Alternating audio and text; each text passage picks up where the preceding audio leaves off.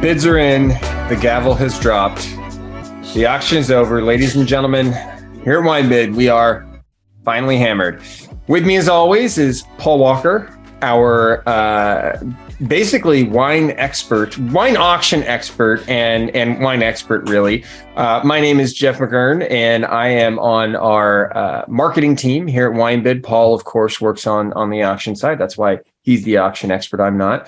And this is WineBid's podcast, Finally Hammered, where we talk about all things wine value. There are a lot of podcasts about wine out there, not a lot of podcasts about wine value. And that's what we're all about, finding great deals, whether you're getting a great deal on a bottle of Domaine Romanée-Conti or you're getting a great deal on a bottle of Meiomi Pinot Noir. But we're looking for fantastic wine deals out there. Anyway, first thing we're going to do. Interesting wines you mentioned at the beginning of the podcast. You just lost all the, all our audience members. I just lost with both those mentions. Not to mention credibility. I've completely lost any and all credibility that I may or may not have had. But I am not the wine expert, Paul.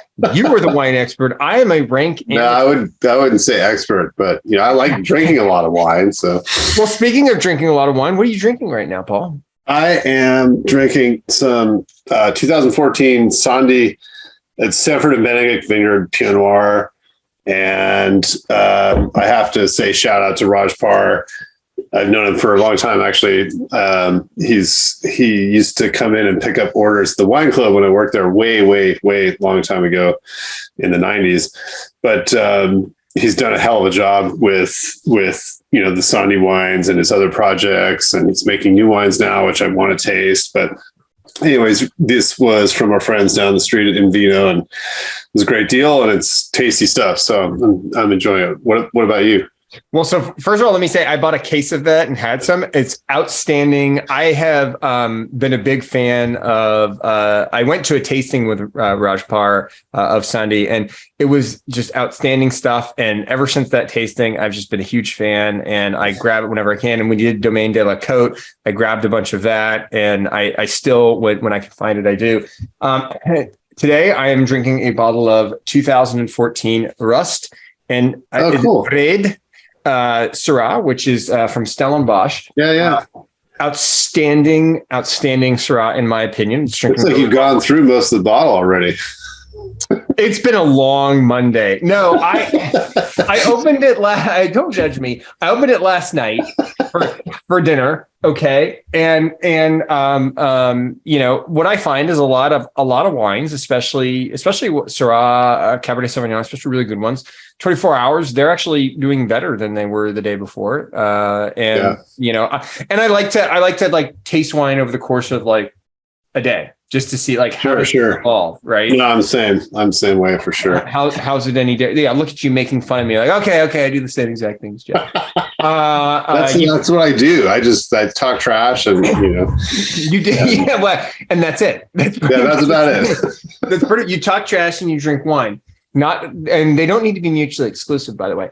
So I want to delve right into an auction recap, because I think there's a lot of really interesting stuff that sold at auction this week. And I want to go over the stuff that had a lot of bids on it.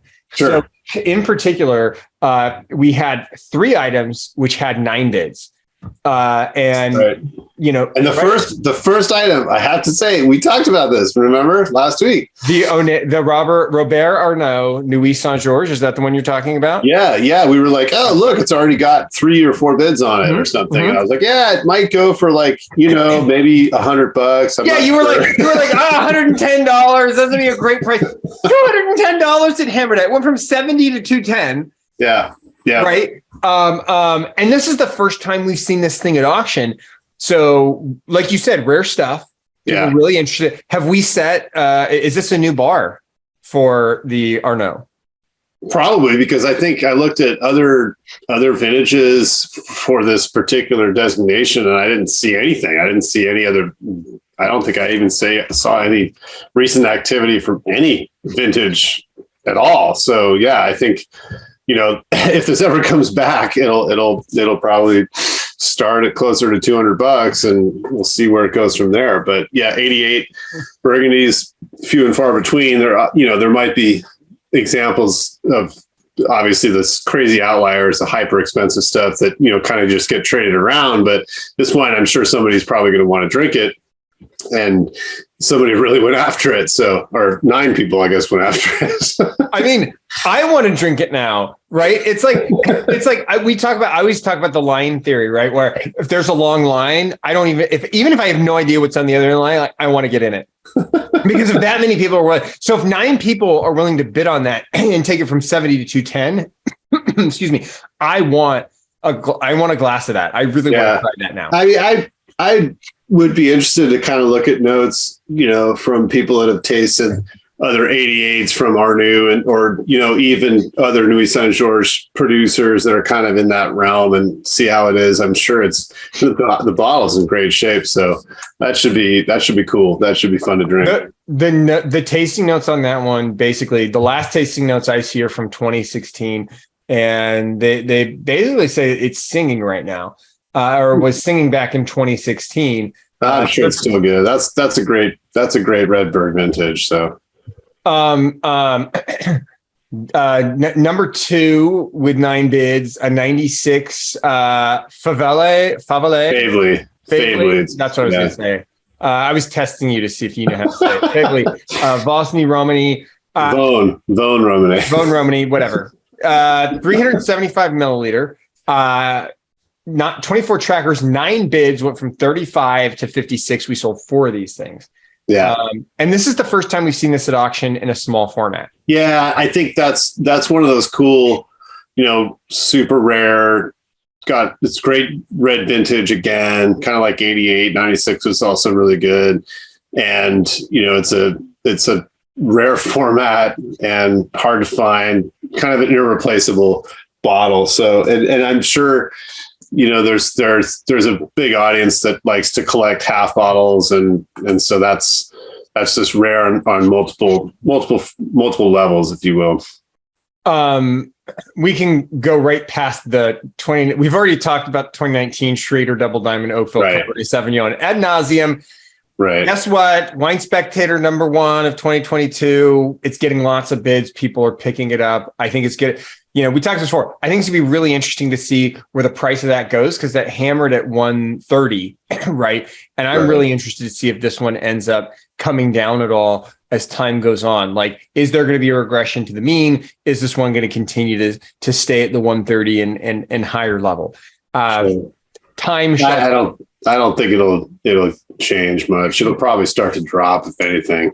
Yeah, I see this one coming down 110, maybe 105. Yeah. The one that I thought was really interesting, because we had talked about this, the François Martineau Côte de Nuit Village collection du Docteur. Right. Dr. Barley. Yeah, we talked about Dr. Barley wines, and I just realized too that this would be an awesome, birth year bottle. I didn't even think about it, but next year for 70th birthday, it'd be a killer bottle. So 8 bids, started at 125, went to 610. Yeah. $610. Here's what I want to know. What kind of doctor was he? He was a collector. He was a big collector. So there you go. He was also a doctor, right? So yeah. I'm just curious, like pediatrician,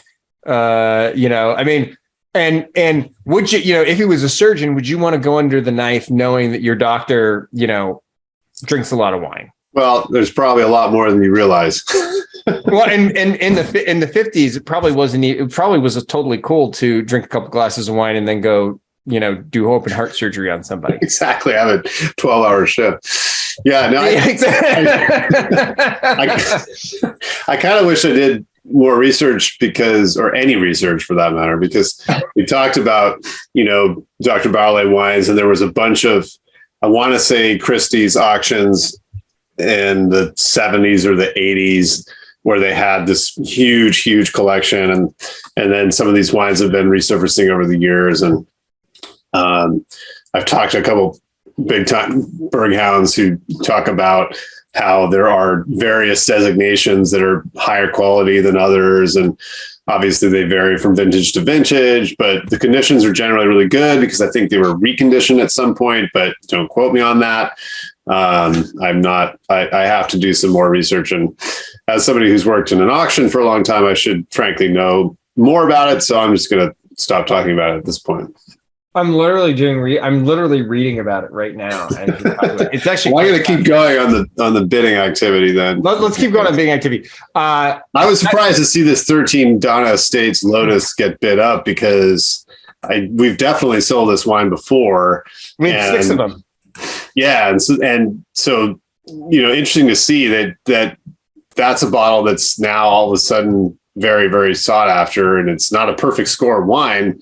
Not that means anything here, but it previously never went for that much. So 350, well, it did say it did also hammer for 370 in the same auction, but that was impressive for sure. Well, and what's interesting to me is, so that one goes for, we can all take retail with a grain of salt, but it retails at about $480 a bottle. Yeah, it's expensive stuff. It's expensive stuff. So 370 and 380 is better than 370, but 370 is still not completely crazy when you look at the retail prices. Right. In 2013, great year in Napa. Right. 95. Yeah. What? Sorry, were you going to say? No. I was going to say, I don't think there were too many other vintages of this prior. I guess it goes back to, never mind. It goes back to 2006. So I really need to do some more research on these wines before we start talking. So I'm not going to try and pretend like I know what I'm talking about, which, that's typical anyway. 1995 Villa La Selva, Vigna del Papa Vinsanto. That's cool. That's cool. Really cool. Yeah. Vinsanto is so fun and so delicious. And I think this is just a rare example. I don't think we've ever seen more than a couple vintages of it. And so that was a cool bottle for sure. We have not. I got 7 bids, started at 25, went to 59. What I thought was really interesting was this bottle is not a particularly highly regarded bottle, right? If you go and do some research on this bottle, I'm not saying it's bad. I'm just saying it's not, you're not getting anyone saying like, this is the best thing I've ever had. But right. The interesting thing about, the Vigna del Papa Vinsanto, this is a wine that was actually originally made for popes. Well, that makes sense with the title. Go figure. Next one up with 6 bids, 17 trackers, 1997, Joseph Drouhin, Gevry Chambertin. Started at 45. You didn't massacre that one so badly. So I won't correct you too bad. But anyway, go ahead. And then we've got 85, René Crucel, Côte Rôtie. Yeah. This bottle we talked about actually, because I said, hey, this is a great deal for, what I think the reserve was 85 bucks. It went up to 90. It sold at 96. And actually that's not terrible. That's what, $11 more than the reserve and plus commission. It's going to be over 100 and whatever, $20 out the door, but still that's great for that vintage. Hard to find, 85 Côte Rôtie anywhere for that matter. So I thought that was cool. And you look, we first sold this in 2009, first hammered at $50. Yeah. So you've seen this continue to grow in price, but to me, it was really interesting to see this jump. We estimated 65, it ends up going to 96. So clearly there's a lot of interest. 97, Bouchard, Perret, Phil, Vosgy. Bouchard Père. Right. Well, I didn't live in Avignon. Okay. This one I thought was really interesting. Six trackers, 4 bids, started at 155, went to 235. So you had some substantial action. Yeah, on this bottle. That I never would have guessed. I would have guessed maybe, a few bids, but a few bids with that much increase, that looks like a bidding war to me, where two bidders just really went after it and were just willing to go quite high, because that seems to be a little bit out of the realm of reasonable prices for that wine. Although it is quite rare. We've only sold, a few bottles ever. So it's that's pretty interesting stuff. And if I believe, and someone will definitely correct me if I'm wrong, but I think Comte Ligier Bel Air now has that particular part of Regnault from Von Romane that Bouchard used to make, because I know they took over some of the vineyards, some of the parcels that Bouchard owned, and I believe this is one of them. So it's a hell of a lot cheaper than Comte Ligier Bel Air, that's for sure.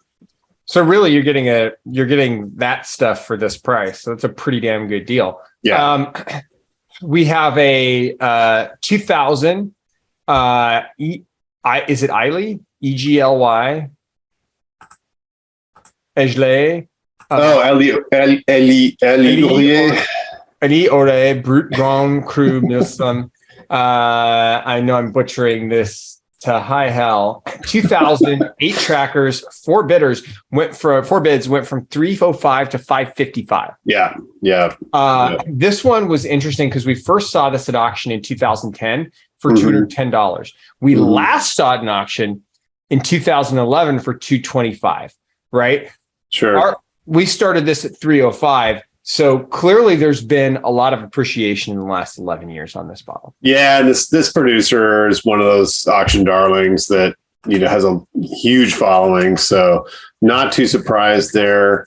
I think it was maybe a little bit underpriced, especially for a large format, because way back whenever it was released, back in late, 2009, 2010, somewhere in there, it was relatively reasonable. Prices were kind of bouncing around too. It was like 210 and then 165 and 300, all within the same year. So go figure. But then now when that's been 12 years later, one of those pops up, people are going to go after it. So they did. Well, and they did, because this does not come up very often. Yeah. 505 is a lot. We may not see this. We may not see this in another 10 years. Another one that I thought was really interesting, and I think I don't know if I brought this up last week, but I meant to bring it up. 75 Domaine Tempier Bondal Cuvée special. This one. So first of all, I like Domaine Tempier. Sure. Who doesn't? It's great stuff. They make a lot of great stuff. But one of the interesting facts was there was a Reddit Ask Me Anything with John Malkovich. And someone asked him, what's your favorite wine? And I if my memory serves me correctly, he said Domaine Tempier. So I was like, yeah, I have great taste. I have the same taste as John Malkovich, right? We're very similar that way. But this one, 14 trackers, 4 bids, started at 135, went all the way to 245 before hammering. Great condition bottle. Storied, producer. Sure. I thought this one was super interesting to see this. Yeah, good shape. Bottle's in good shape. Don't pee from the 70s. You don't see hardly at all. We do see stuff from the 80s. I think there's even some in current week from the 80s, but 70s, especially 75 Cuvée Spéciale. No, that's a rare one. So that was really cool to see. Can I talk about one that there's one more that I want to talk about, and you can talk about yours. And I want to make sure I'm pronouncing this correctly, so please correct me if I'm wrong. 2010. Yeah, I know what you're going to say. McDonald. Am I saying that correctly? No, this blew my mind. Wait. Nuts, I have to say it with an authentic Scottish brogue. McDonald. Oh, there you go. Cabernet Sauvignon. 8 trackers, 4 bids, started at $730. Yeah. Hammered at $2,230. I just need $21.30, I think. Huh? $21.30. Oh, sorry, $21.30? Yeah. I just need to ask you, Paul, is that what you got me for Christmas? Hey, guess what? I drank this wine. I drank it when you have? Yeah, because McDonald, I know the brothers, and I remember hearing about it from a good friend of mine who's a mutual friend. And he said, yeah, this wine, they're making this killer wine from To Kalon. There's a whole nother story about legality with the To Kalon name and constellation and legal battles and creeks and whatsoever else. But in any event, I believe the first vintage available on the mailing list was 2010. So this is definitely. I looked it up. This is 09. Did you see? We've sold an 09. And 09 was never actually released to, I don't think, anybody. And we sold an 09 for I think $1,000 quite a few years ago, and that was like, well, that's wild, but not terribly surprising because that wine just doesn't exist hardly at all. And then 2010 comes around, and I was like, whoa, that is crazy high. That's crazy high. I'm really curious what this is going to do to the 09, because if the 09, which has never been released, last went for 1,000, I've got to believe that that's going to well exceed the 2,000 mark that we've set with us now. Yep. I just wish I'd bought, a few hundred cases of this on release. There aren't even that many. So. They didn't even make a few hundred. No, they don't. That's all they make any year. I think the 18 or 19, I think was like 400 or maybe 19 was like 350 cases. I don't even remember, but it's super, super limited stuff. And the waiting list, I think, to get on the mailing list is like years long. So if you know the McDonald's, can you, I'm another Mac. No, good luck. I mean, if you can, I think if you could supply them with magnums of our new wine from 1988, you might have a shot at jumping up the mailing list. But that's how hard it would be. What if I bring them on the podcast? That will definitely not do it. Then I'm banned from even being on their allocation list. Exactly. But was this the one you were going to? Because we were watching this last. I was watching this last night, going, what the hell is going on here? I was like, dude, that is too much. I actually texted Alex after this, Alex McDonald. I was like, hey, it's like people are going after this wine. It's bonkers. You texted me, shit, like, can you get my buddy Jeff a couple mags? Again, I've been asking for mags. I've been asking those guys for mags for years, and I don't get them. So. Could I get one of the 2-ounce bottles? Like just 1 2-ounce. Well, I have to say, that's like woulda, coulda, shoulda, right? Like I remember when the 11 came out. And it was tough in the Valley. People panned it, critics panned it, whatever. But there's a little tiny retailer in St. Helena, and it's called Acme, and they get all this crazy stuff that you never see, tiny production stuff, and not just rare stuff, but all kinds of things. And I think at least they used to, they got an allocation, and they had the 11, and I ended up just drinking it because it was just great, and now I'm like, oh, maybe I should have held on to that. You just had what, 5 $400 glasses of wine. Anyway, that's what happened. That's what happened there. So sorry, what was the one you wanted to bring up? Yeah, that was it. That was I had. There were a couple others I wanted to talk. Yeah, the Dr. Barley, the McDonald. There was a 87 René Angel Romantic Brûlé that started at 660 and hammered at 860. And I was actually pretty impressed with that because I kind of thought that a lot of those René Angel wines, the pricing kind of reached a limit, but obviously not with that bottle, and mid 80s vintages of, almost any vintage of that wine is pretty rare. The other one was a 63 Latour. And I know we talked about some Latour last week. I think there was a mag of 75 in or something, or maybe that was a couple of weeks ago. Anyway, 63, not a great vintage at all, but again, this could be somebody anticipating a 60th birthday, bottle next year. And so that started at 700 and hammered at 1100. And I think for $1,100, you might be a little disappointed at 63 Latour. Well, if they're giving it to somebody else, then they won't be disappointed. Right, exactly. Because I think that it's like one of those, birth years that's really, really hard to find something from a vintage that's not great. Whereas you can generally find something from a reasonably good or obviously a great vintage year. You might have to pay out the nose, but still there's going to be examples around. But 63, there are some awesome ports and things, but I don't know about not too many Bordeaux. I haven't tasted 63 Latour. Maybe it's great. I have no idea, but that was kind of one that struck that, because there's still plenty of Latour at under $1,000. It's phenomenal. So I thought that was so. Why go for a subpar vintage unless it's got to be? Yeah, it's got to be birth year. Could be anniversary. Yeah, that's true.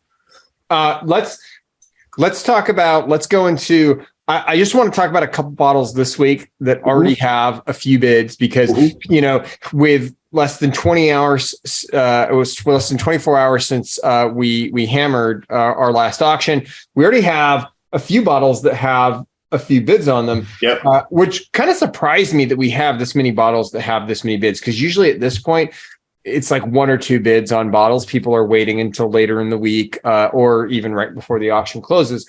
But we have the 2008 Comte Lafon Merceau with 5 bids on 2 of them, started at 90 all the way up to I guess just 95. But I flagged a couple of these guys, a couple of Lafon wines that are also from the same vintage, just to mention, because I think it's a seller liquidation or something, because there's quite a few others from '08, and I think that the straight Merceau, if you will, the regular Merceau, the Village, the AC, however you want to put it, is relatively reasonable, starting at $90 or 85 or whatever it was, but it's not going to hammer at that. That's for sure.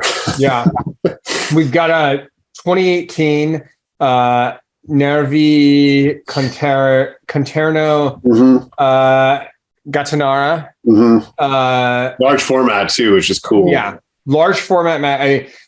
5 of them. Yeah, and multiple bottles. That's kind of wild in and of itself, right? It's like finding multiple quantities of these kinds of wines. Yeah, looks like another seller liquidation, but that's pretty cool to see, and you don't see that often. Gattinara's got a following, big formats from Nervi Conterno. I mean, that's pretty cool. Starting at 75, it's already at 115. Right. Any predictions on where that's going to hammer? Well, I don't think it's going to go crazy because there's a fair amount of it, right? There's a bunch of other bottles of not just. I think there's other magnums too, but I don't think it's going to go too much more than that.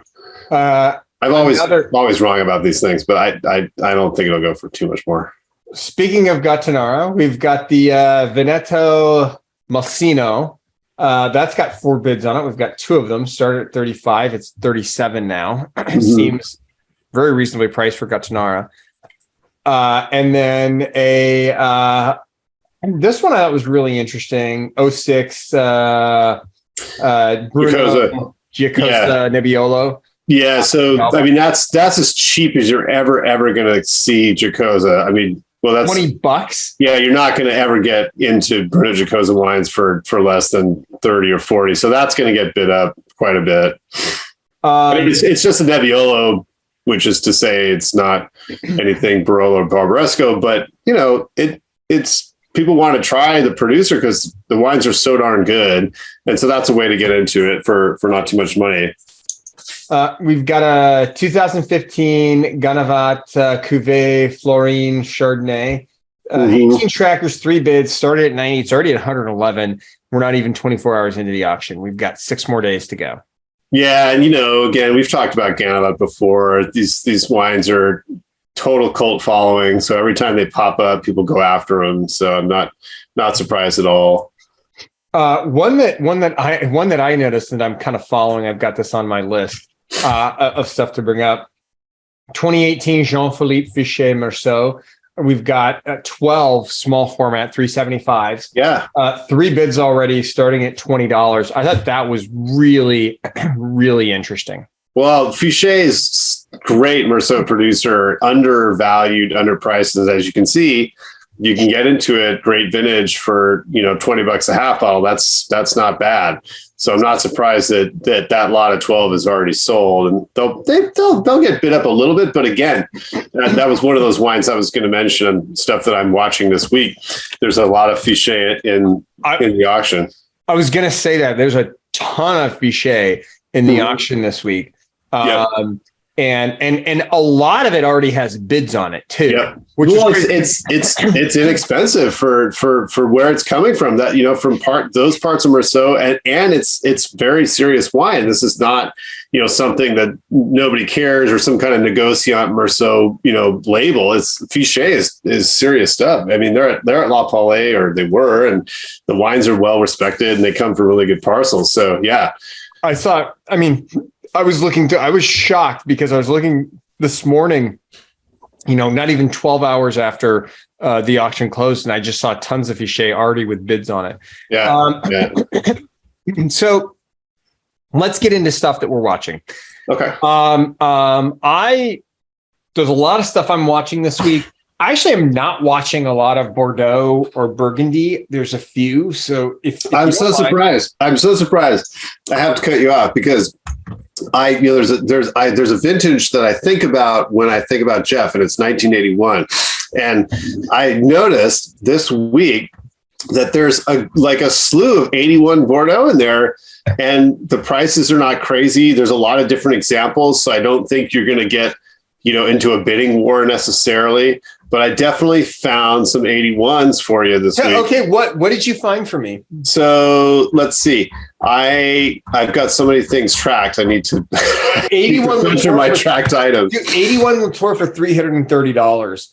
That is a fantastic price. Wait, what did you say? 81 Latour for $330. Oh, 81 Latour. Yeah, is that new this week? I don't think it is. I think that's been in for a couple weeks. But it's still a great price. Yeah, no, it's there are only 12 new 81s this week.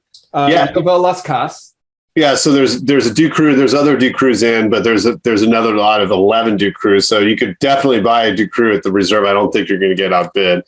There's 81 Lafite. Yeah, 81 Las Casas is definitely one I thought that you should look at because it's phenomenal wine and it's not crazy expensive. Lafite's $615 and Las Casas is $180. So, qualitatively, I don't think you're gonna see too much greater bang for the buck there. And 81 Pichon Lalande also, that's excellent wine, overshadowed obviously by the 82 because that was like a perfect wine according to some people. And then that was it. Those three were the examples I picked for you. So I was kind of surprised. There's a bunch of great Bordeaux in this week.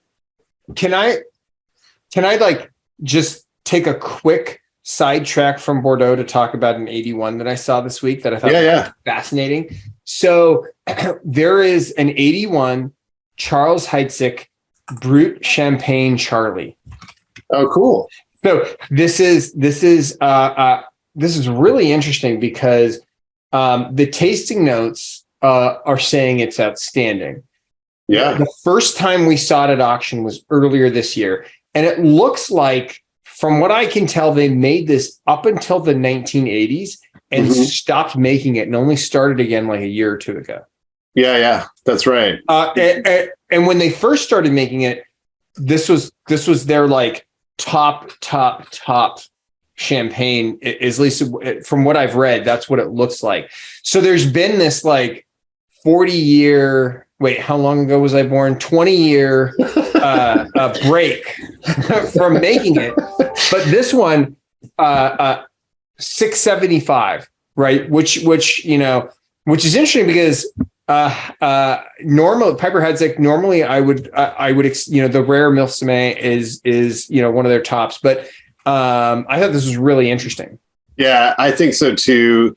And the bottle looks to be in phenomenal shape. And the capsule, you see how like clean and crisp the capsule looks. And it looks fantastic. It looked like it was like recently disgorged. Yeah, it looks like great. The bottle looks fantastic. It looks great. So it was apparently purchased direct from a distributor. So it may not have been actually, imported that long ago. I don't know. I don't know who's selling this, but it's I could find out for you if you're interested. But anyway, that looks really cool. Yeah, no, it looks awesome. And I think I want to say I kind of was interested in looking at, what it was going for externally. And I think this price is not out of line from, where it's sold recently. So no. And actually, if my memory serves me correctly, I looked at some of because I only saw like 2 or 3 recent releases, and I saw them going for $700 to $800.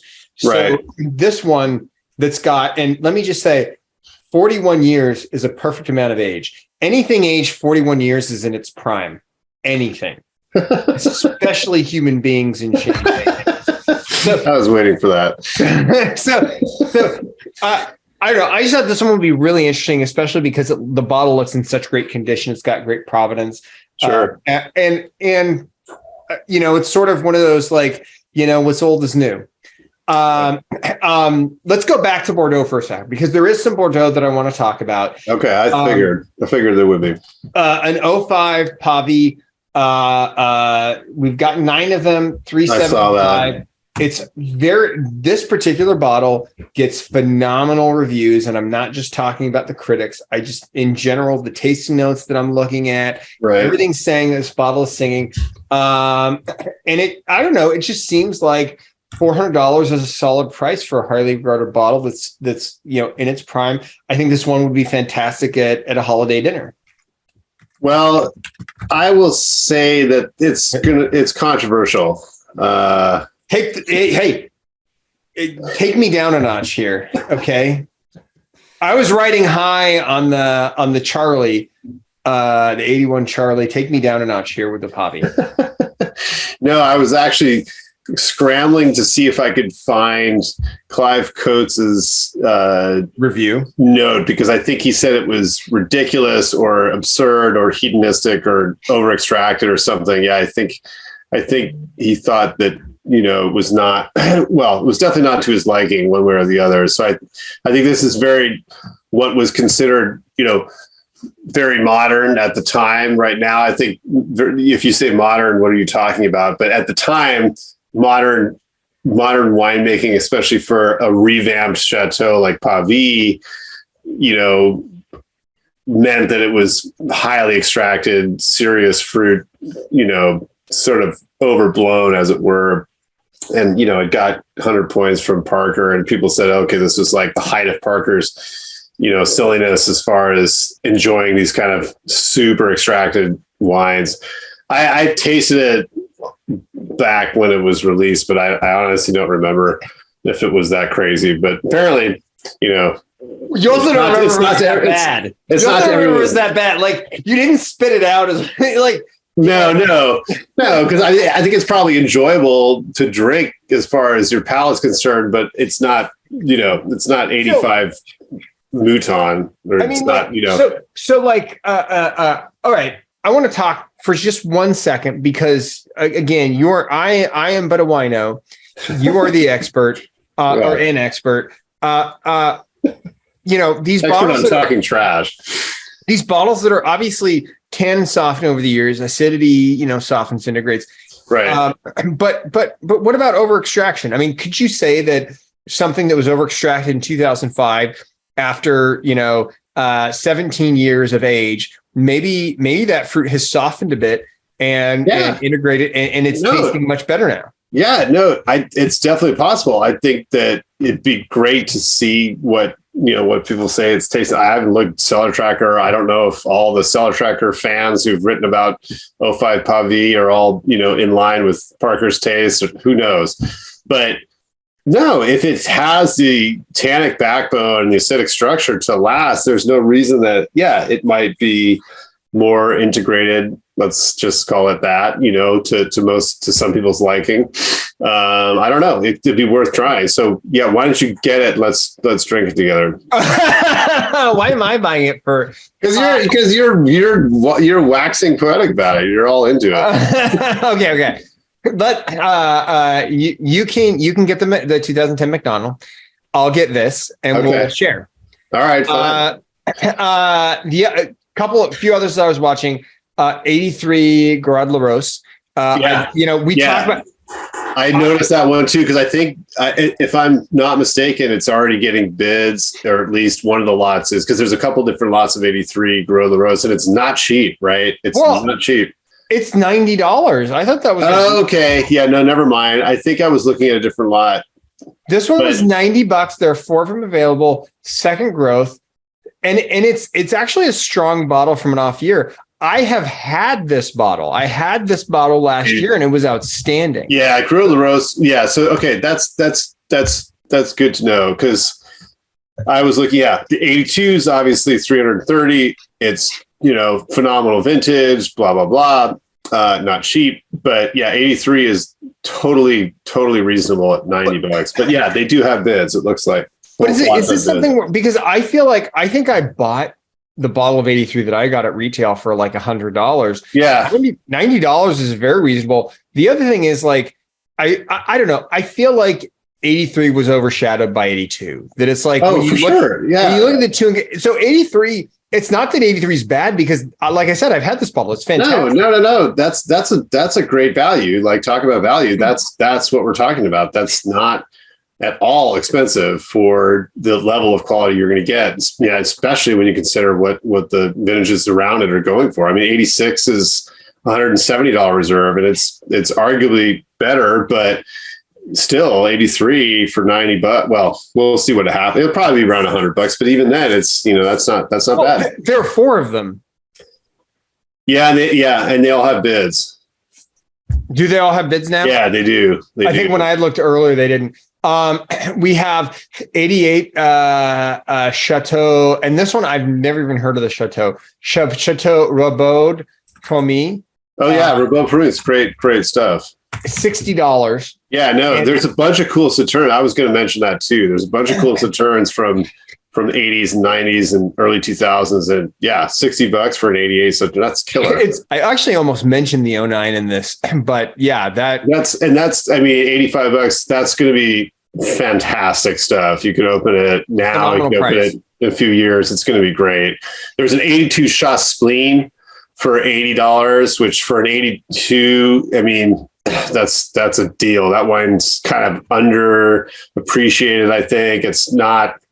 Again, doesn't get the press or attention that a lot of other counterparts get it, but that's a good deal. And the bottles look to be in really good shape. I think they're all from probably the same, some of these older, these 82s that are in the auction this week and various other 80s vintages are from the same seller, like the 81 Las Casas we were talking about. Let's see. Yeah, there's 88 Pichon-Moran. I don't know if you've ever had this wine, but it's incredible. And that's second growth at first growth quality. I think it's 165 reserve. There's 81. Well, we already talked about this. 81 Pichon-Moran. There's also 88 Pichon-Moran, which is incredibly good stuff. It was really wound up and kind of really earthy and almost austere for a long time. And now it's just developed into something incredible, and that's $150. The scores, I think, were never revised from back when they rated it. Parker gave it a 90 and Spectator a 91, but that wine's awesome. That's $150. It's a lot less than the 82 and other vintages. And then I saw some half bottles of 06 Pichon-Moran for $80, which I thought was really cool. Again, half bottles, rare formats. And I think that was about it for Bordeaux. There was quite a bit of Côte Esternelle or Coste Esternelle, if you want to be picky, as well as I think that's about it. I had a few other things going on, but in any event, there's a lot of interesting Bordeaux in the auction. I did make a note actually just to mention that there was, a significant amount of Ducru, Beaucaillou this week, Duhart Milan. There's mags of Duhart Milan, which you don't see very often. The 2000 Lafite mag. There's a bunch of Pichon-Moran, Pichon-Allan. Côte d'Estournel, as we mentioned. And I think those were sort of the standouts that, that I wanted to mention, just because it looked like there was quite an interesting cellar that all went at once, basically. So let's switch to Burgundy for a second. Okay. There is I selected a bottle sort of based on some external events that are going on, but I'm keeping an eye on the 2001 Hospice de Beaune, Chambertin, Cuvée, Madeleine. And the reason why is because Madeleine Collignon. The reason why Madeleine Collignon. The Hospices de Beaune auction just happened. Yes, just happened. And not only did it just happen, but it just doubled what they'd done in the past, and on a per barrel basis, right, was up a decent amount. Right. So, what we have seen with a lot of wine, and especially when you look at like the WineX index or the LiveX indexes and stuff, right, we're seeing a lot of softening in a lot of different regions with a lot of different wine. But this auction happens, and I would have expected with current economic conditions to see, at the very least, it just stay where it was. But it seemed to shoot up, and I thought it was really interesting. So I bring this up only to say I think it's going to be really interesting for me to see what happens with Burgundy over the next week, 2 week, months, 2 months, 6 months. Mm-hmm. Is this going to buck the trend of what we see happening with a lot of other regions? I think so, because it's rarity, right? I mean, it's just not. There's just not a lot to go around. I mean, look at 2010 McDonald. It's a great example. That's an incredible price. And there are parallel examples all over the auction for Burgundy, even in the current auction. So, yeah, I think Hospice is interesting because it's a charity auction. It benefits the hospice in Beaune, and it's been going on for many, many centuries. And I want to say the popularity of it kind of shot up in recent years. I think there were some famous people that were sort of guest emceeing, and famous French people, I should say. And so it's a big deal, right? It's a big deal. And WineBid used to buy a barrel every year up until 2018. I think we've talked about this before, but the prices were just prohibitive. And now it's like they're even more. It's double. It's kind of insane. So I think this is cool. The 01 Mazy, I mean that's not a crazy price for Grand Cru from a excellent élevage Henri Boyot. So I think that's a cool wine for sure. It's funny because I actually noticed this one as well. So yeah, that's a cool pick. It just stood out at me. The other, I only have a couple other Burgundy picks. 05 Bouchard, Pierre Phil, Coton Charlemagne. Mm-hmm.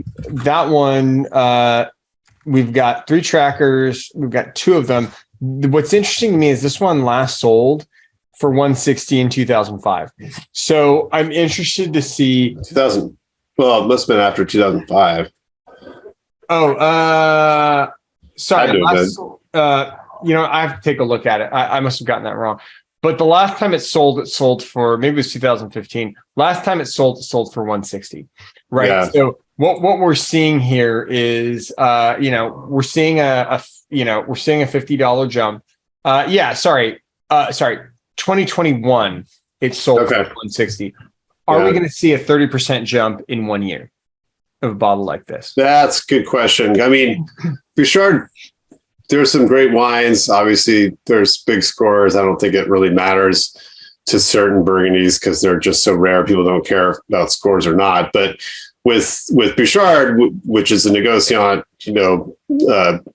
firm, there are lots of wines and lots of quantities of lots of wines. But yeah, no, that's a good question. I don't know. I mean, Coton Charlemagne was kind of, I don't want to say it's a value Grand Cru white, but in essence, it kind of has been for a long time. And so I don't know about this because I mean, yeah, you look at other top tier producers, they're a hell of a lot more than 210, but that'll be interesting to see where this ends up.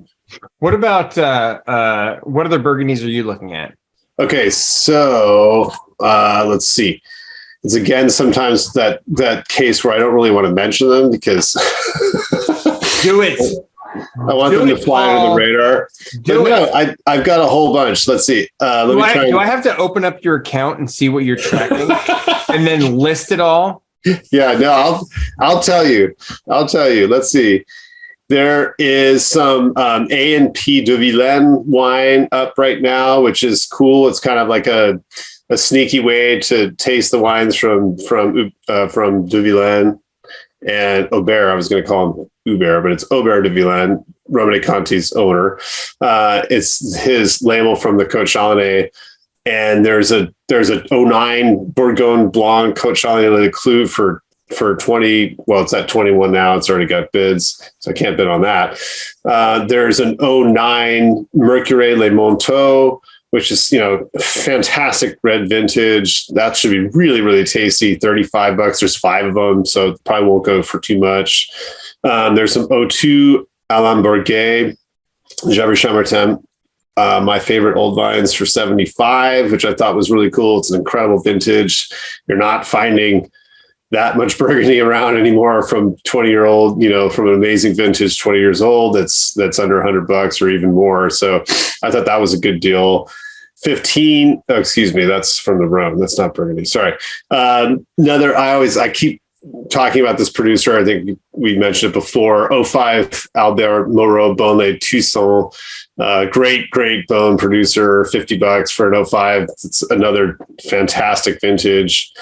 And let's see, skipping down here a little bit. Give me a second. Again, yeah, we talked about the Côte Lafon wines. There's Côte Lafon Meursault Charme 08 right now. That should be incredible. It's priced to follow that. It's at $295. That's I think it will probably go up from there. And I think, there's another little batch of Cécile Tremblay wines. And I saw the Bourgogne Rouge and I was all excited for a second. I was like, oh, cool. 17, Bourgogne, it's gotta be reasonable. No, it's $200. So, that's a lot to pay for a Bourgogne Rouge. But, if you want, you can step it up and go for the Echezot at $16.25. There's a couple other bottles from Tremblay, and that's it's amazing stuff, and it's priced. Sorry. You were talking about other French wine. Let's talk about other French wine. Yeah. So, let me mention there's 15 Dujac Echezot Magnum, which is awesome because, again, incredible vintage, large format Domaine Dujac wines, always standouts, show off bottles. There's Malconsort 15 Magnum for $970, which somehow doesn't even seem that expensive, but I mean, it's a lot, but still that's a collectible bottle for sure. It's relative. Yeah. 2000 Hubert Ligné Clos de la Roche. I thought that was really cool. I don't think we've seen too many of those.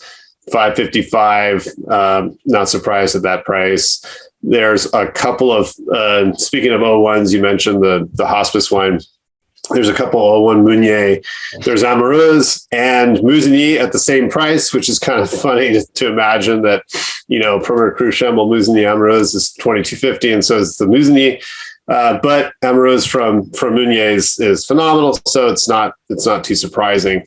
And then I think, there was some Lafarge wines. There's also this is one I was kind of hesitating as to whether or not I was going to mention, but the Jeannot, the Beaune Clos des Ursules is kind of their most famous Beaune wine. I think it's a monopole. I think they own the whole vineyard, and there's 05 half bottles, which is cool because we found some other half bottle examples in the auction. They probably all from the same seller. I don't know, but half bottles of 05 for 40, and then there's 750s for 80, and so that's just great stuff. And especially, for under $100, that kind of quality, it's really, really fun to see. And then, there's some Lafarge Volnay 96 Clos de Chêne, 2000 Clos de Chêne, and 96 Clos de Chateau de Duc. So, all over $200, but great Volnay. And that was it for my Burgundy picks. So let's travel outside of Burgundy. Mm-hmm. We can go in any direction but Burgundy, Bordeaux. 2006 Boucassel. Mm-hmm. We've got 2 trackers. We've got 11 bottles, $90. 06 is a great year for Boucassel. And I think $90 is a very fair price for that. I think it's a fantastic price, especially when you consider the age it's got on it. You're talking 16 years. It's going to agree really well with any holiday meal that you have, just about, right, as a red wine. So that one I thought was super compelling, especially since we've got so many bottles of it. Yeah, there's a lot of Boucassel in this week that's new. Actually, I think there's 49 items total, and I think out of that there's I don't even 11. 11 items this week, not too many, but in any event, there's quite a bit of it. Quite a bit of Boucassel. 1990 Roederer Cristal. I thought that one was really interesting because we last saw it sold in June for $665. Mm-hmm. Before that, it was sold in December for $510. And then in November of 2021, it was sold for $565. And then in August of 2021, it was sold for $460. It's up for $585 now. This one has sort of been like a roller coaster in terms of pricing. And I'm watching it because I'm really, look, I like Cristal. It's it's a great champagne. But I'm really curious to see where this one's going to land. Yeah, that's a good question because obviously it's got a lot of fans, extremely popular. So, we'll see what happens, but anybody's guess. I brought this up last week. I'm going to keep bringing it up. I probably should not because it's bad for me, but we've got some more Domaine Huet Vouvray, Le Haut Lieu Demi-Sec. It's got a little bit of residual sugar, so it's got just a slight bit of sweetness.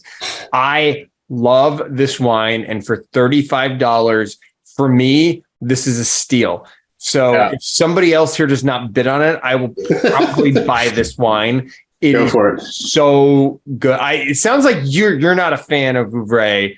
I don't drink a lot of it. I don't drink a lot of Chenin Blanc. Good. So good. You can have all of it. Don't drink this. Don't drink good stuff that I drink. You continue to drink your Wine Spectator 90-point wines. 85 Domaine Tempier Bandal Tortine. Yeah, I saw that. That one. And here's the interesting thing. I was looking at the tasting notes for this one, and the tasting notes are very effusive about this. They say this one is alive and kicking. And I believe it's Mourvedre. So I think this one could be super interesting. Yep. 85, we talked about the 75 that was in last week. Yeah. 85, it's going to be more reasonable, but still not cheap, but still that's cool. That would be a great bottle. $200 I don't think is crazy for that. An 03 Pierre Useglio Pape Cuvée des Monts Aïeux. That one's $75. It's in its prime right now. 19 years old. We first hammered it in 2006 at $80. Yeah. So you're actually getting a discount from the first time we sold it. And it's a great bottle of CDP. Yeah. I mean, 03 is controversial, don't forget, in a lot of parts of France because it was so hot. Broke all kinds of records.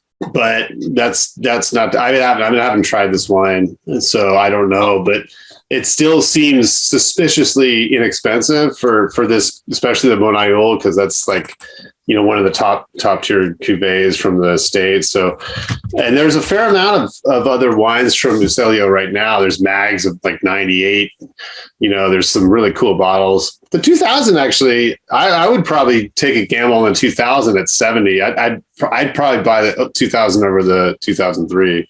Well, why not buy both? Look, here's the thing, 70, 75. Look, all I'm going to say is regardless of it being a questionable vintage, if you're looking at the most recent tasting notes, right.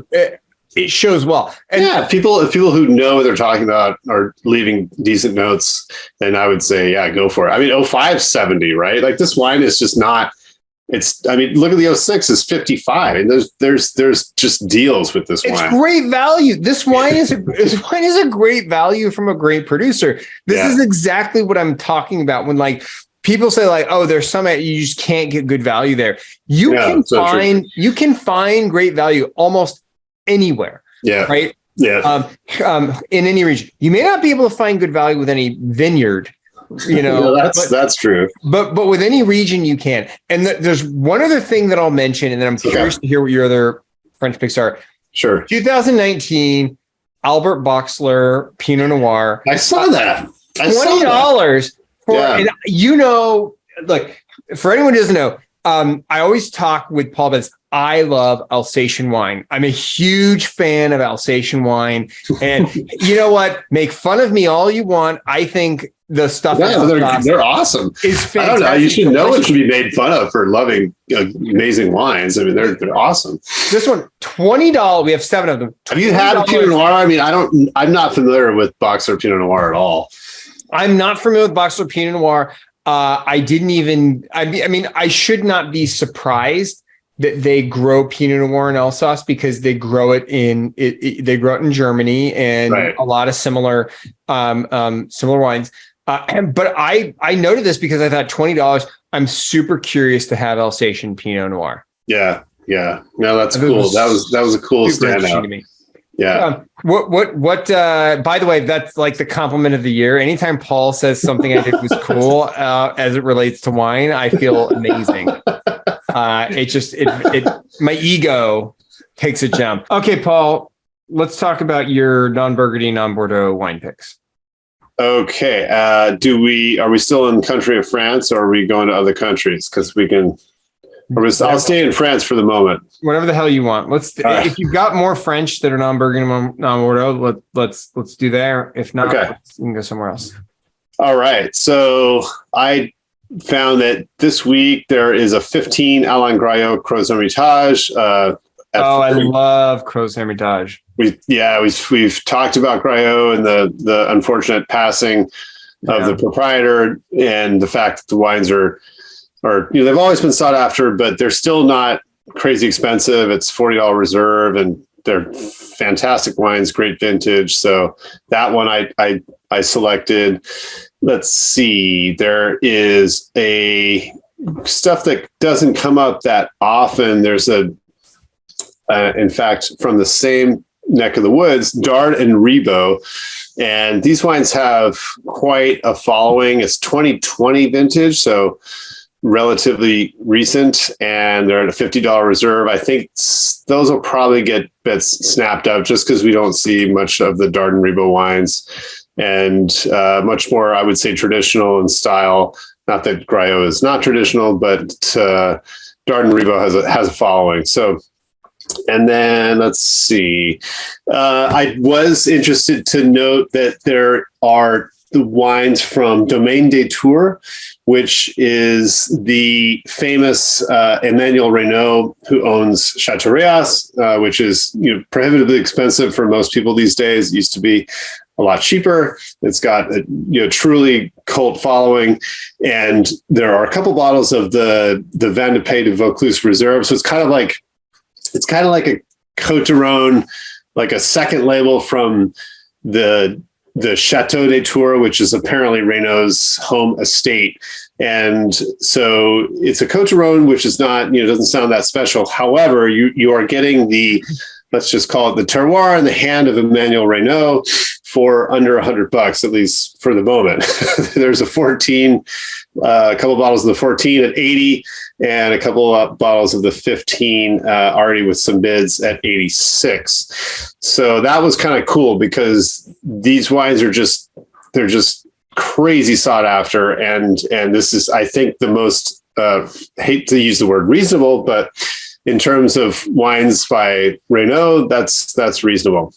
The most reasonable examples out there.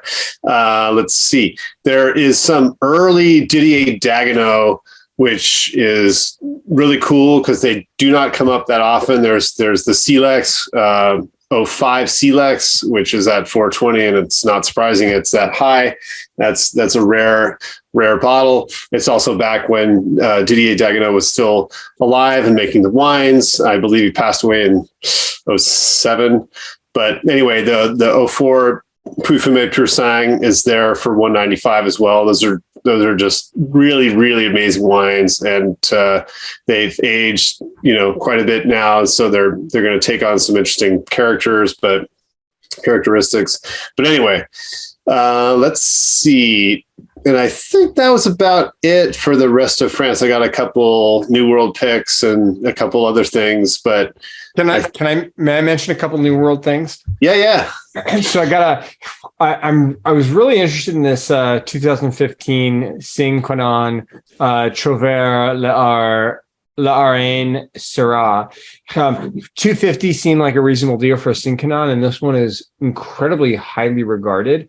Mm-hmm. But its price has been just up and down for years. It's just been like a roller coaster where it first hammered at $300, then reached a high of 360 in 2018, went down to 225 in 2020, went back to 300, and now it seems like it's settling right around 250. But it's incredibly highly regarded. We've got this one I thought was really interesting. 86 Joseph Phelps Bacchus Vineyard Cabernet. I noticed that. Yeah. Right. This one, the tasting notes are saying this is drinking great, right? Oh yeah, 86 like a fantastic value. Yeah, powerhouse vintage. So and there's 10 of them, which is wild. Yeah, there's 10. So it seems likely to me that you're going to be able to steal one of these for 160 if you really want it, right? Yeah, I don't expect them to get bid up. There was a number. I mean, I think there might even be some other Bacchus that's been, in the auction for a little bit from other vintages, not that old, but from 90 and 91. So vintages, relatively recent vintages. So I think those will probably get grabbed up, but that's a really cool wine. Here's another one that I thought was so I went into a grape hole. That's what I'm calling it right now. It's a grape hole on this one. So I love Ridge. Everyone loves Ridge. We get a lot of people interested in Ridge, particularly like Montebello. There was a 1970 Ridge Ruby Cabernet. And I was like, what the hell is a Ridge Ruby? I've never heard of this, right? So I went looking. Ridge does not even have this on their website. And they have like all the wines they produced on their website, right? Right. If you read the label, it says the grapes are from Montebello. Right. The last time we sold this wine, we sold it in 2005 for $50. Mm-hmm. Now, here's what's interesting. If you look up 1970 Montebellos, they don't say Montebello on the label in the large print. They'll say grapes sourced from Montebello, and this one says the grapes are sourced from Montebello. Right. So it was really interesting. And by the way, Ridge did not for the Judgment of Paris. It was the 71 Montebello that got introduced into the Judgment of Paris. So part of me is wondering, and I don't know if this is the case. There's probably someone like you who's far more knowledgeable about this than me. Is this essentially a 70 Montebello? That we're looking. No, that's where I'll stop you and say no. It's not. Well, but there was no. I mean, if you look at the 70 Montebello, it doesn't say Montebello on the label, but it doesn't say Ruby either. It just says Ridge Cabernet 70. Well, see, that's the thing. You're talking about two different varieties. That's the difference, right? Ruby Cabernet is not Cabernet Sauvignon. Oh, it's not. It's Cabernet Franc. Is it? I think Ruby Cabernet is its own thing in California because it was grown back in the day. But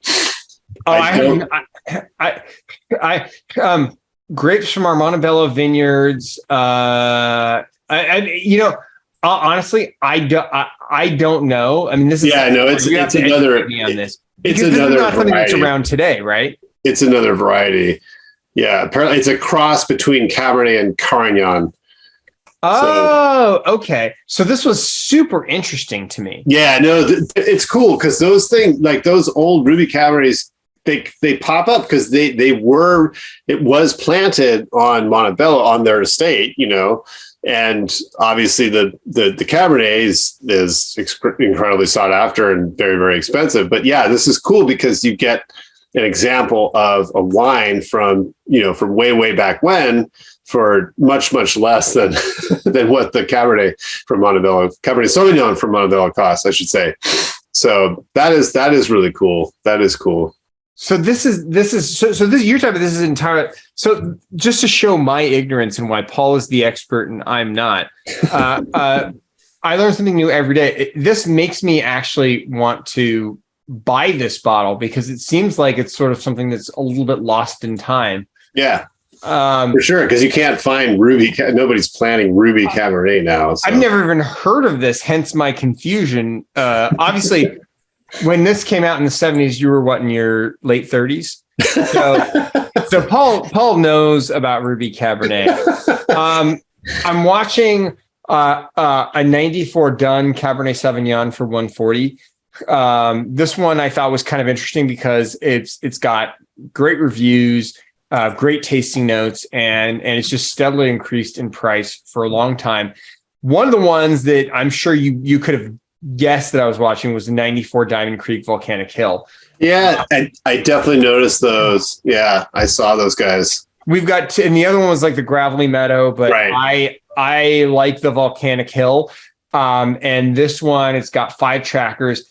I think $240 is a really good price for this because I think you can find, I mean, the stuff I've seen, you're looking at a greater than $200 for a lot of the Diamond Creeks, even sort of newer vintages. I think this one it would be great. And from the most recent tasting notes, it's still kicking. Yeah, no. Those wines will last a long, long time. The mid 90s Diamond Creeks are huge wines, and so I saw those 94s also, and I think they'll just probably slowly steadily increase in price. Again, this is an example of where you can find something with this much time on it. I mean, it's almost 30 years old and it's less than the release price of the current vintage, right? So this is like crazy. One of those kind of, yeah, it's a great example of a classic vintage for Diamond Creek. And same thing with Dun, 94 Dun. The Howell Mountain's considerably more than the Napa Valley wine, but even so, $215 for Dun Howell. It's such killer stuff, and those wines last for so long. So yeah, it's always fun to see those vintages from mid 90s because they're getting rarer and rarer, and like the price is just going to keep going up, I think. I saw you've been talking about the Islay Vineyard stuff. Right. 2014 Alta Gracia for $75. Solid price for a great bottle. Right. And then I looked at there was a lot of Turleys that came into auction this week.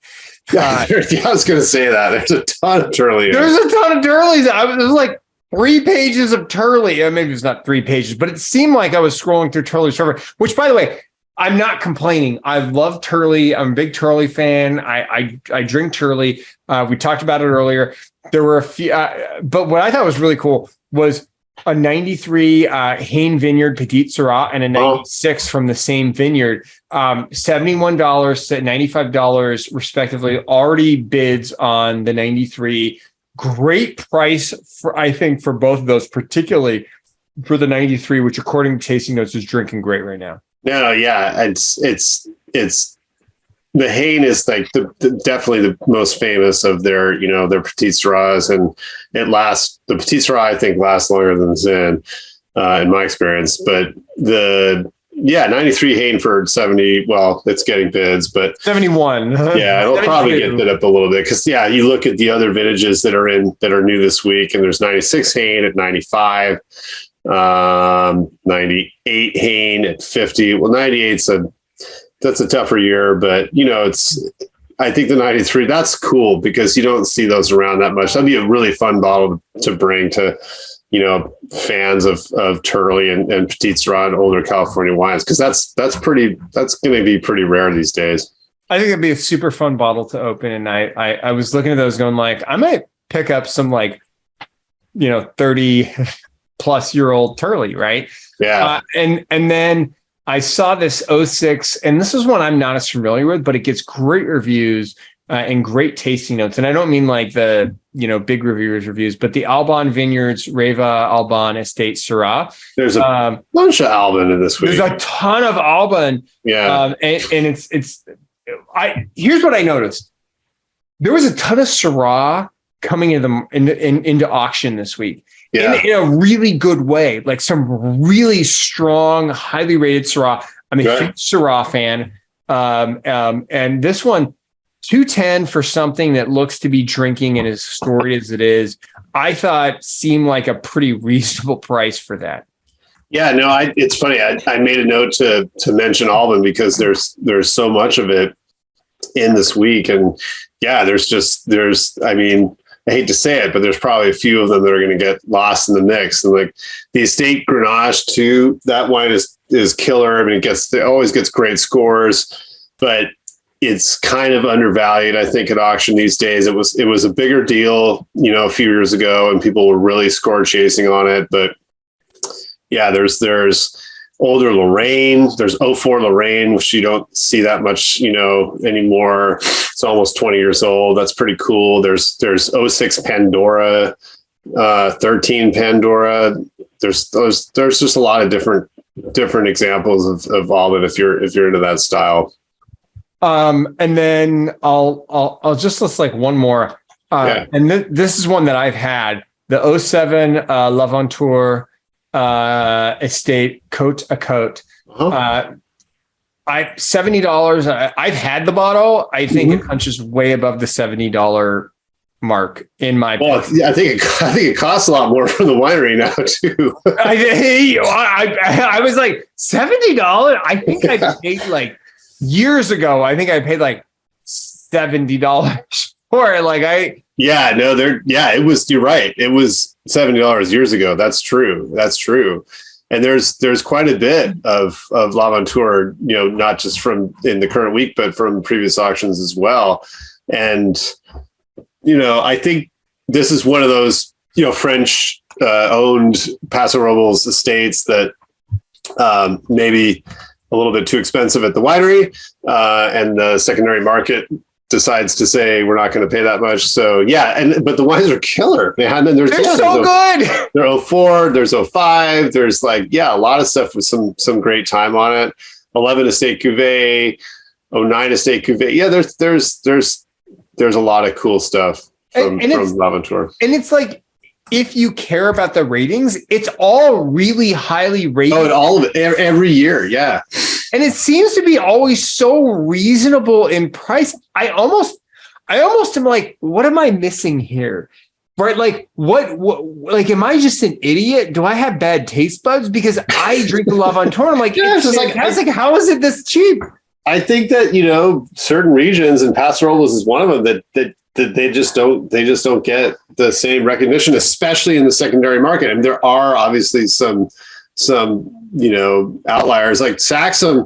Well, Saxon is another example where you can find plenty of examples or plenty of bottles right now. And it used to go for a lot more. And I don't know if you like the wines or not, but it's still it had its kind of rise and fall. I feel like L'Aventure really never got to the point where it should have as far as collectability at auction. But can I just say for a second, I think you touched on something that I want to underline, which is there's tremendous value in Paso Robles. Yeah. Right? Which is to say, like, I was at like a wine shop, and the owner of the wine shop he's brilliant in wine. He's a great guy. He's got phenomenal selection. And I was like, do you have, I was asking if he had carried any Tablas Creek or any plants. No, it's too expensive. I was like, Tablas Creek, too expensive. Tablas Creek is so inexpensive for what you get. Like, I'm consistently surprised and like really enjoy Tablas Creek for the pricing. But the same thing is true. Like we were talking earlier, I was telling Paul that for Thanksgiving, I had a bottle of Calcareous Tre Volette, which is a GSM out of Paso. absolutely phenomenal. Yeah. So freaking good. Yeah. I think I picked that bottle up for, not even joking, $18. Right. And it drank like $100 bottle of Chateauneuf du Pape. It was it's crazy. Phenomenal.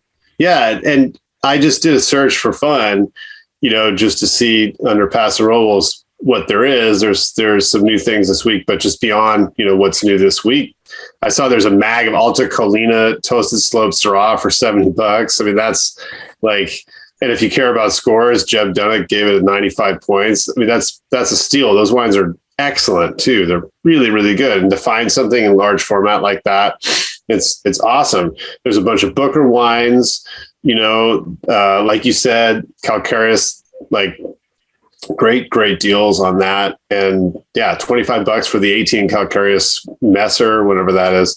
The one that always makes me kind of curious, because I've never, ever tasted it, is the Clos Solène wines.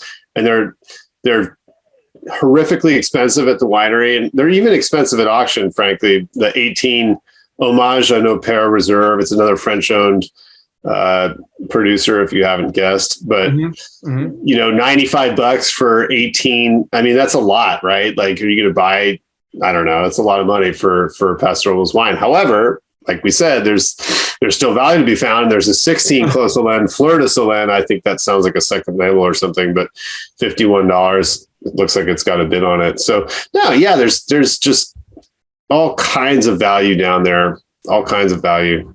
Talk to me a little bit about the other California wines or US wines you're watching. Sure. All the United States. I noticed, so a couple things stuck out. I noticed there's a case, which is interesting, a full case of 09 Antica Terra Pinot Noir. And I was like, wow, like who held on to a full case of 09 Antica Terra Pinot Noir? Somebody who bought 3 cases. Huh? Yeah, exactly. Yeah, exactly. I mean, but it's hard to come about like that amount of Antica Terra, period. Like it's rare, right? It's not readily available. And so I was like, wow, that's pretty interesting. And sure enough, it's got one bid on all 12 bottles. It's currently at 61, but still that was kind of a cool find, because older Antica Terra is, well, older. I mean, 09. I mean, the label didn't exist, I don't think, for that too many years prior, but that was cool. That stuck out to me. 91 Arajo Magnum, which I thought was awesome. It's just like, amazing vintage and large format. It's got an original wood box in case you care. But great bottle and perfect shape, it looks like. So that's a really cool bottle at 625. I don't think that's crazy high. I think those older Arajo examples from the early 90s, and then obviously the Phelps examples we've talked about before, will probably just continue to increase in value. There's a multi-vintage or non-vintage Chalon Vineyard Holiday Cuvée Pinot Noir Magnum, which I thought was kind of wild, because I don't think I've ever seen this before. A Magnum that's at 80. Well, it's currently at 81. So it looks like it's got a bid. That was kind of cool to see, because you don't see, I've never seen the Holiday Cuvée. It's hard to say. I think it was released maybe, looking at the vineyard or looking at the label, maybe in the 80s. Hard to say. But anyway, that was kind of an interesting find. Continuing on here, sorry, I'm kind of skipping through all the other examples that we had.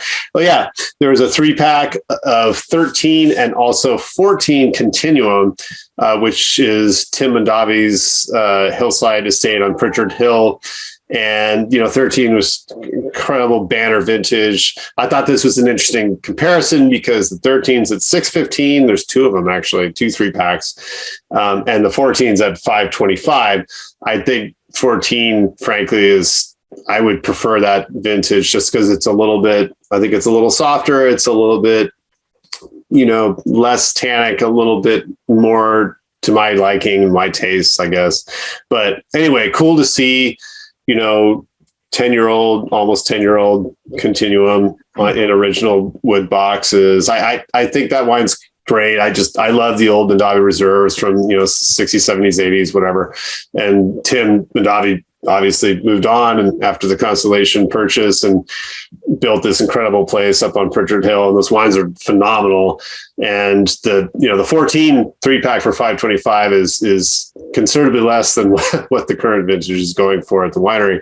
So I thought that was really, really kind of a cool thing. There are a couple, speaking of going back to the beginning of the podcast, at Rajpar, there's a couple bottles of the Domaine de la Côte Bloomsfield Pinot Noir. I don't know if you saw those. There's 14. I think there's also 13.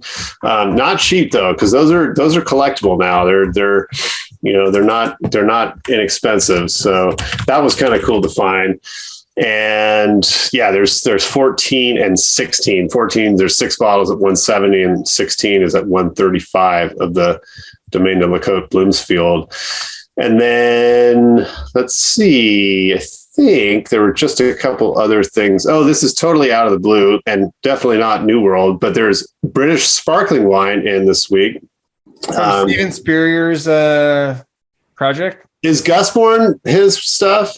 I don't know, but I know he's got I don't think so. No, I don't. Got a sparkling project in. Yeah, I think that stuff is super, super rare, and we've seen Gusborne before. I'm pretty sure this isn't his, but it was cool to see because the 15's at 35, and I'm almost positive it's quite a bit more from the winery. And there's a 16 Brut Reserve at 40, 6 bottles of that. I thought that was pretty awesome. I think I might try and put a bid in if I can on the 16. His is Bride Valley. Yeah, Bride Valley. Yeah, that's his. And then the other California stuff, there's Carl Lawrence, which always seems to be really undervalued at auction. I don't know if this is true, but I heard these wines were never submitted for scores. The winery or the label doesn't exist anymore. And it always seemed to be kind of underpriced and I don't know if it's because of the scores or not, but it's just kind of flies under the radar. There's an 05 mag for 85, and there's an 06 3-liter for 170. So I thought that was pretty cool. Fantastic Cabernet for not too much money.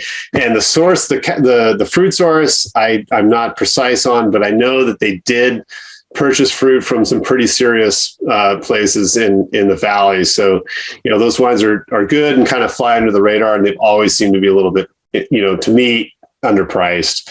14 Literai Hirsch, I saw that because we were talking about Sonoma Pinot Noir earlier from Arista, and there's Hirsch that's probably my favorite wine from almost anywhere for Pinot Noir in California, and Literai is just amazing stuff. So the 14's out at 105, which sounds like a lot, but I think for that quality is not too bad. Also, there's 13 Plat from Literai, 13 Plat Pinot Noir at 80, which is a good deal, especially when you consider that vineyard. I think it was sold not too long ago, and there's some examples from Plat Vineyard that are getting these huge scores and going for big money in the market. I think Rivers Marie made a Plat that got 100 points, yet another 100-point score for Mr. Thomas Brown.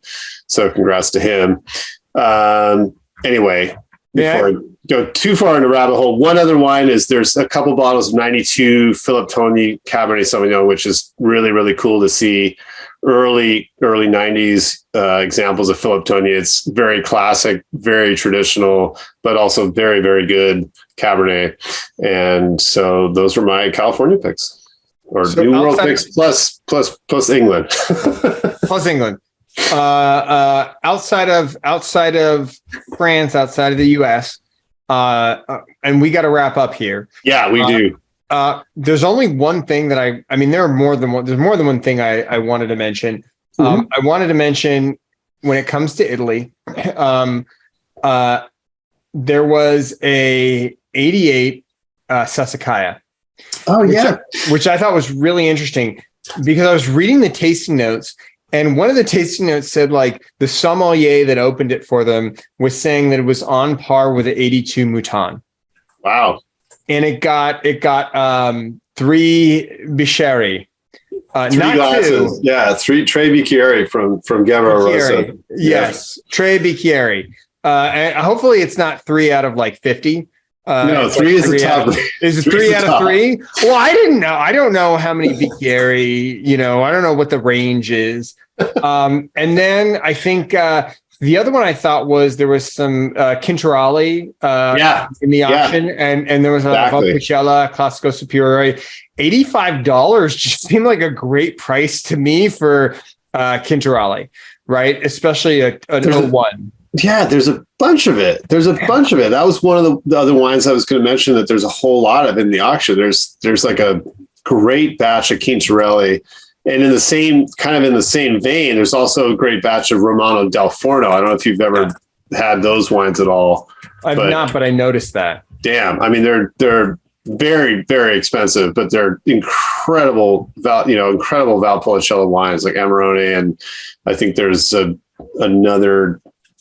Recioto and all sorts of other stuff, but really, really, really cool stuff. So do me a favor, Paul, wrap us up with anything else that you think is worth mentioning going into this week's auction.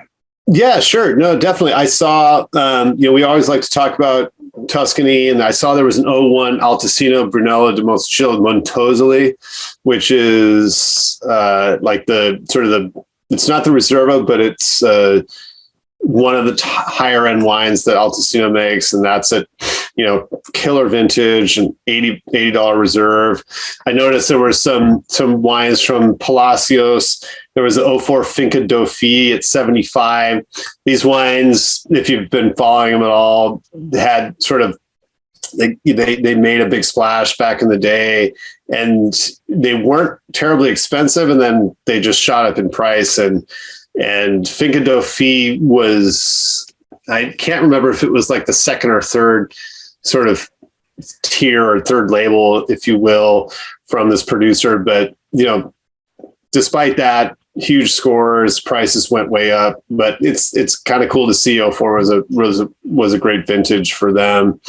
There's some Chateau Musar in currently, quite a bit of it actually. Oh, I like Musar. Yeah, 2012, 2015, full cases of each. There's some Musar, quite a bit of Musar Blanc as well.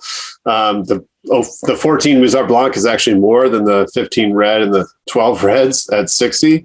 So that's always interesting, amazing story there, and really, really cool wines, great wines.